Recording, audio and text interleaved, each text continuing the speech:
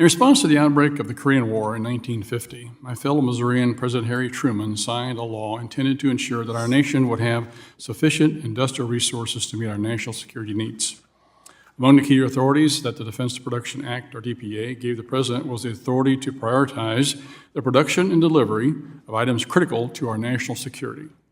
It also provided a series of financial tools to incentivize the creation or growth of our domestic capacity to manufacture those items, particularly those that otherwise might not be made in the United States. And it now forms the basis for the Committee on Foreign Investment in the United States, CFIUS, to ensure that foreign adversaries aren't able to use the fruits of our free market innovation against the United States. For almost 3/4 of a century, the DPA smoothly and quietly functioned with annual appropriations for industrial incentives, generally in the range of $50 million, modest by DoD standards today.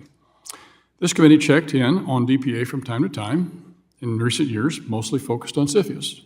The last time this committee held a general hearing on DPA was more than a decade ago, in May of 2013.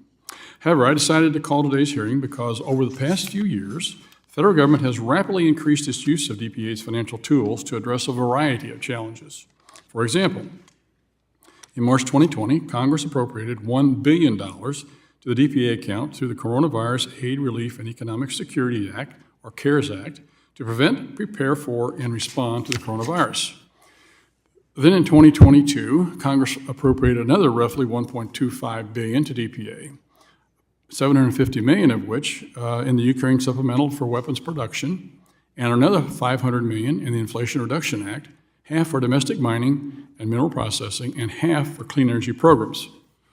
Over the last 6+ years, the White House also referenced DPA in a series of executive orders and other actions, beginning with former President Trump's prescient 2017 order for the Defense Department to analyze our defense and manufacturing industrial base and assess supply chains for the resilience to potential shocks.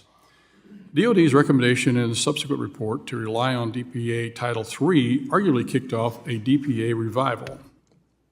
A few short years later, in 2020, COVID delivered a dramatic shock to our supply chains, and then President Trump, in addition to deploying funds through Title III, invoked DPA Title I so the Department of Health and Human Services could prioritize contracts for health and medical resources such as personal protective equipment. HHS also used DPA to prioritize the production of ventilators, which were badly needed and in short supply at that time. Upon taking office, President Biden also embraced DPA, beginning with one of his earliest executive orders to strengthen U.S. supply chains resilience. In May of 2022, President Biden invoked the DPA to require suppliers to provide key inputs to infant formula manufacturers before any other customers.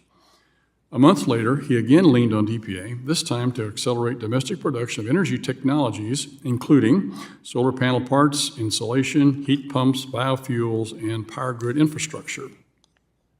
Finally, last fall, the Biden administration deployed DPA twice more.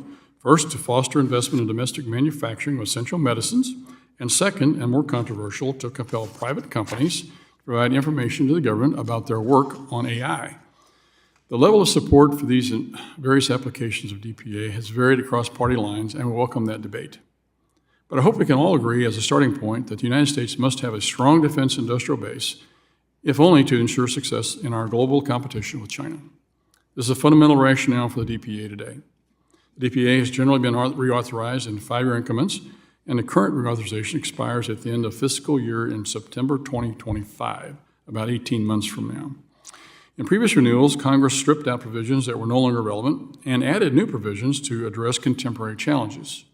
In my view, our current situation requires a DPA that, as Job 1, deploys its limited resources to ensure that the United States has the industrial capacity to defend our nation against the generational challenge posed by China.